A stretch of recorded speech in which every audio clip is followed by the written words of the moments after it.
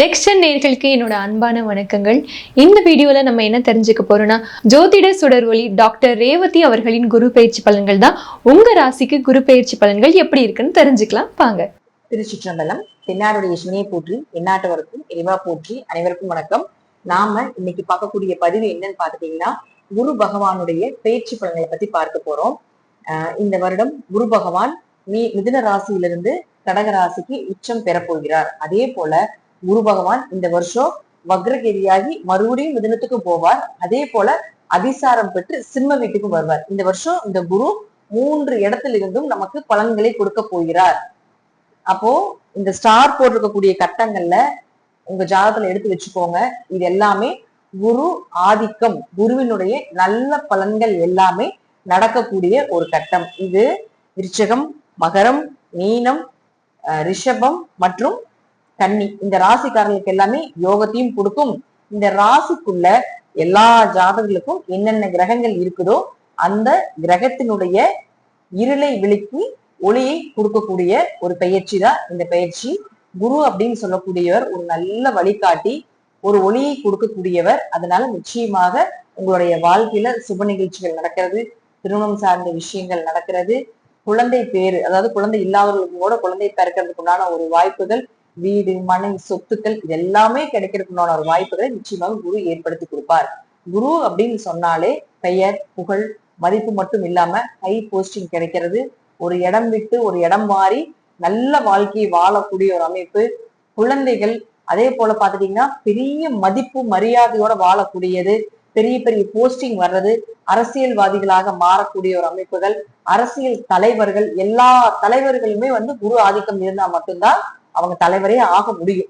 இப்ப இது குரு அப்படின்னு ஒரு ஜாதகத்துல குரு நல்லா இருக்கிறார் அப்படின்னா நம்ம போன பிறகு நல்ல புண்ணியங்கள் பண்ணினா மட்டும்தான் குரு நல்லா இருப்பார்.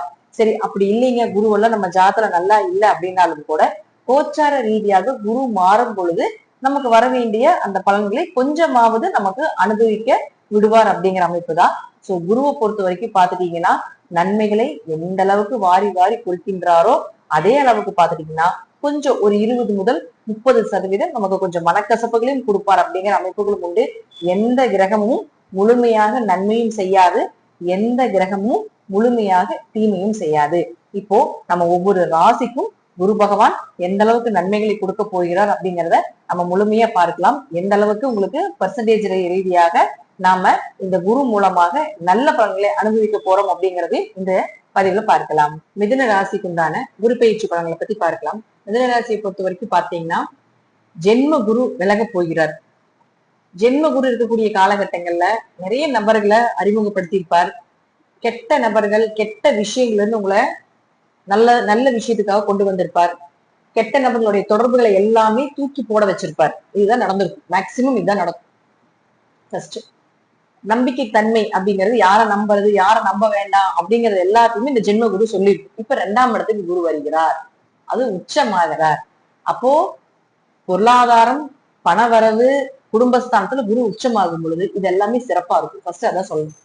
2இல் குரு உச்சமானால் நீங்க பேசுறத எல்லாருமே உட்கார்ந்து கேட்பாங்க, கவனிப்பாங்க. இவர் ஏதோ விஷயம் இருக்கு இவர்கிட்ட, இவர் ஏதோ பேசுறாரு, இவர்கிட்ட ஏதோ ஒரு நல்ல விஷயங்கள் கேட்டுக்கலாம் அப்படிங்கிறத கண்டிப்பாக இந்த குரு 2ல இருந்து செய்து கொடுப்பார். உங்களை சுத்தி பல நபர்களுடைய தொடர்புகள் ஏற்படும். எப்பவுமே ஒரு கூட்டம் கூட்டிக்கிட்டே இருக்கும் உங்களுக்கு இந்த காலகட்டங்கள்ல. பொருளாதாரம் நல்லா இருக்க போகுது, பண வரவுக்கு குறைவில்லாத ஒரு வருடமாக இந்த வருடம் நிச்சயமா உங்களுக்கு இருக்கும் அப்படிங்கிறது மாற்றுக்கிறதுக்கு இடமே இல்லை. அதே போல பாத்தீங்கன்னா குரு அப்படின்னு சொல்லக்கூடிய ஒரு ராசிக்கு 7-10 குடையவராய் 2ஆம் வீட்டுல இருக்கார். அப்ப 7 கூட 2இல் உச்சம் ஆகும் பொழுது கணவர் மூலமாக வருமானம், மனைவி மூலமாக வருமானம், கணவர் சொத்துக்கள் கை சேர்றது, மனைவி சொத்துக்கள் வர்றது, இதெல்லாம் இந்த மிதுனத்துக்கு நடக்கும். இப்ப 10ஆம் அதிபதி அவரே ஆகிறதுனால தொழில் வளர போகுது, தொழில் உச்சமாக போகுது, தொழில் இருந்து இருள் எல்லாமே விலகிறதுக்கு உண்டான ஒரு வாய்ப்புகள், மீண்டும் தொழில ஜெயிக்கிறதுக்கு உண்டான ஒரு வாய்ப்புகள் அப்படிங்கிறது நிச்சயமாக இந்த குரு ஏற்படுத்தி கொடுப்பார். அதே போல நண்பர்கள், பார்ட்னர்கள் இவங்களுக்குள்ள எல்லாம் சண்டை சச்சரவு பிரச்சனைகள் எல்லாம் நடந்துட்டு இருக்குது அப்படின்னா அது எல்லாமே விலகிறதுக்குண்டான ஒரு வாய்ப்பையும் நிச்சயமாக இந்த குரு பகவான் அப்படின்னு சொல்லக்கூடிய ஏற்படுத்தி கொடுக்க போகிறார். அது மட்டும் இல்லாம குருவினுடைய பார்வை அப்படிங்கிறது ஒண்ணு இருக்கு இல்லைங்களா.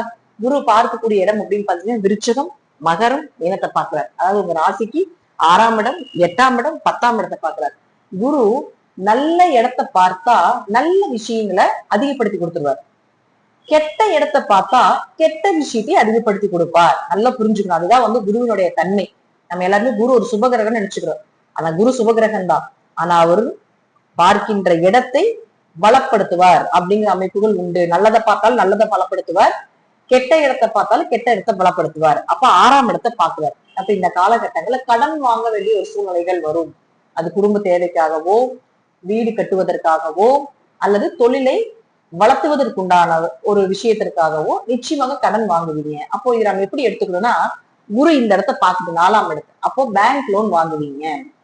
4ஆம் இடங்கிறது வீடு, 4ஆம் இடங்கிறது வண்டி வாகனங்கள், 4ஆம் இடங்கிறது சொத்து சேர்க்கை. அப்போ ஒரு வீடு கட்டுறதுக்கோ வண்டி வாகனங்கள் வாங்குறதுக்கோ நிச்சயமாக பேங்க்ல லோன் வாங்க வேண்டிய சூழ்நிலைகள் வரும். அப்ப சுபமாக அது ஏற்படுத்தி கொடுப்பார். இது சுபவரையும் தானே, சுபம் சம்பந்தப்பட்டது தானே, அசுபத்துக்கு போகாது இல்லையா? அதே போல நோயை, உங்க உடம்புல இருக்கக்கூடிய நோயை அதிகப்படுத்துவார். நோயை அதிகப்படுத்தி ஆரோக்கிய ஸ்தானத்தோட குரு தொடர்பு கொள்றதுனால உங்க உடம்புல இருக்கக்கூடிய நோய் என்னன்னு காட்டி கொடுத்துருவார். அந்த நோய்க்கு ஒரு நல்ல மருந்துகளை, நல்ல மருத்துவரையும் கொடுப்பார். இது குருனுடைய தன்மை. அதே போல ஒரு வேலை இலக்க வச்சு புதிய வேலையை வாங்கி கொடுப்பார். வேலையில பிரச்சனைகளை அதிகப்படுத்தி ஒரு புதிய வேலை வாய்ப்புகளை தேடி கொடுக்கறதுக்குண்டான ஒரு வாய்ப்புகள். நம்ம நினைச்சுக்குவோம் வேலை போயிடுச்சு, கடன் ஆயிடுச்சு அப்படின்னு நம்ம நினைப்போம். ஆனா அதெல்லாமே வரும். ஆனா அதற்கு அடுத்த ஸ்டேஜ் என்ன, நல்ல வேலையா கிடைக்கும், நல்ல சம்பளம் கிடைக்கும். ஏன்னா 2ஆம் இடத்துல குரு உச்சமாகிறார் இல்லையா, நல்ல சம்பளம் கிடைக்கும், நல்ல சேலரி கிடைக்கும், நல்ல தொழில் அமைஞ்சு வரும், நல்ல தொழிலாளர்கள் அமைஞ்சு வருவாங்க நம்ம கிட்ட. அதனால குரு ஒரு இடத்த பார்த்தால் நன்மைகளையும் கொடுத்து தீமைகளையும் கொடுப்பார், தீமைகளை கொடுத்து அதற்கு நன்மைகளையும் ஏற்படுத்தி கொடுப்பார் அப்படிங்கிற அமைப்புகளும் உண்டு. அடுத்தது பாருங்க, 8ஆம் இடத்தை பார்க்கிறார். அப்ப 8ஆம் இடத்தை பார்க்கும் பொழுது கண்டங்கள் விலகும். தசாபுத்தி நல்லா இருந்துருச்சுன்னா திடீர் அதிர்ஷ்டங்கள், திடீர் வருமானங்கள், லாட்டரி யோகம், ஷேர் மார்க்கெட் யோகம், யூடியூப் வருமானம், பேஸ்புக் வருமானம். 8ஆம் இடம் தான் திடீர் வருமானம், புதையல் யோகம்னு சொல்லுவோம். ஒருவேளை உங்களுக்கு ஜாதகத்துல தசாபுத்திகள் நல்லா இல்லைன்னா கொஞ்சம் வண்டி வாகனத்துல போயிட்டு வரும்போது கொஞ்சம் கவனமாக இருந்து செல்வது என்பது நல்லது. யாரோ ஒருத்தர் ஒரு ஆக்டிவ் டிரைவரோ யாரோ ஒருத்தர் வைத்துக் கொள்வது என்பது ரொம்ப நல்லது. பட் இருப்பினும் 8ஆம் இடத்தை குரு நேரடியாக பார்க்கும் பொழுது கண்டிப்பாக ஒரு விபரீத ராஜயோகத்தை அவர் கொடுக்காம போகவே மாட்டார். அடுத்தது 10ஆம் இடத்தை பார்க்குது. இப்போ 10ஆம் இடத்தை சனி பார்க்கக்கூடிய, 10ஆம் இடத்தை குரு பார்க்கக்கூடிய இடத்துல சனி இருக்கிறார். 10ல் சனி இருந்தால் 10ல் ஒரு பாவியாக இருக்கணும். ஆல்ரெடி 2.5 வருஷம் நீ சனி இங்கதான் இருக்கிறார். அப்ப குரு பார்க்கும் பொழுது தொழில் இன்னும் வளரப்போகுது. அடிமை தொழில் செஞ்சுட்டு இருந்தீங்கனாலும் கூட சொந்த தொழில் பண்றதுக்குள்ள ஒரு வாய்ப்பை நிச்சயமாக ஏற்படுத்தி கொடுப்பார். 10ஆம் இடங்கிறது கர்மஸ்தானம்னு சொல்லுவோம். அப்போ தன்னுடைய கர்மாவை கழிப்பதற்கு ஒரு வாய்ப்பை ஏற்படுத்தி கொடுக்கக்கூடிய ஒரு காலகட்டங்கள். நிறைய தீர்த்த யாத்திரை போறது, உள்ளூர்ல இருந்து வெளிநாடு போறதுக்குண்டான ஒரு வாய்ப்புகள், இதெல்லாம் நிச்சயமாக ஏற்படுத்தி கொடுப்பார். அது மட்டும் இல்லாம குரு 4ஆம் இடத்தையும் 12ஆம் இடத்தையும் தொடர்பு கொள்றதுனால நிச்சயமாக வெளிநாடு வெளியூர் பயணங்கள், வெளிநாட்டுல இருந்து சொந்த ஊர்ல வீடு வாங்குறது, சொந்த ஊர்ல சொத்துக்கள் வாங்குறதுனால ஒரு அமைப்புகள், ஒரு நாட்டை விட்டு இன்னொரு நாடு பயணம் பண்றது, அது வேலைக்காக, அதாவது நேரடியாக உங்களுக்கு இந்த இடத்தையும் பார்க்குது இந்த இடத்தையும் பார்க்கறதுனால 6ஆம் இடத்தையும் குரு பார்க்கிறார், 12ஆம் இடத்தையும் குரு பார்க்கறதுனால ஒரு நாட்டுல இருந்து இன்னொரு நாட்டுக்காக வேலைக்கு போறது, ஃபேமிலியோட ஷிஃப்ட் ஆகுறது எல்லாமே நிச்சயமாக ஏற்படுத்தி கொடுப்பார். நிம்மதியான தூக்கம் வருது. இத்தனை நாள் நிம்மதி இல்லாம இருந்தீங்கனாலும் கூட இனி வரக்கூடிய காலகட்டங்கள் நிம்மதியான தூக்கம் வர்றது. அதே போல பாத்தீங்கன்னா நிறைய பயணங்கள் பண்ண போறீங்க, தீர்த்த யாத்திரை போக போறீங்க, குடும்பத்தோட சேர்ந்து கொஞ்சம் சந்தோஷங்களை நிச்சயமாக அனுபவிக்கக்கூடிய ஒரு காலகட்டங்களாக இந்த குரு பயிற்சி இந்த வருடம் நிச்சயமாக ஏற்படுத்தி கொடுக்கும் அப்படிங்கிறதுல மாற்றுக்கிறதுக்கு இடமே இல்லை. இந்த ஸ்டார் போட்டிருக்கக்கூடிய கட்டங்கள்ல எந்த கிரகங்கள் இருந்தாலும் அந்த கிரகம் உங்க ஜாதகத்துல என்ன பலனை கொடுக்க ரெடியாக இருக்குதோ அது எல்லாமே இந்த குரு நிச்சயமாக முழுமையாக இந்த வருடம் கொடுப்பார் அப்படிங்கிறதுதான் உண்மையான ஒரு அர்த்தம். நன்றி. மீண்டும் ஒரு நல்ல பதிவுல சந்திக்கலாம். திருச்சிற்றம்பலம், தில்லையம்பலம், ஸ்ரீ நரசிம்ம திருவடிகளே சரணம்.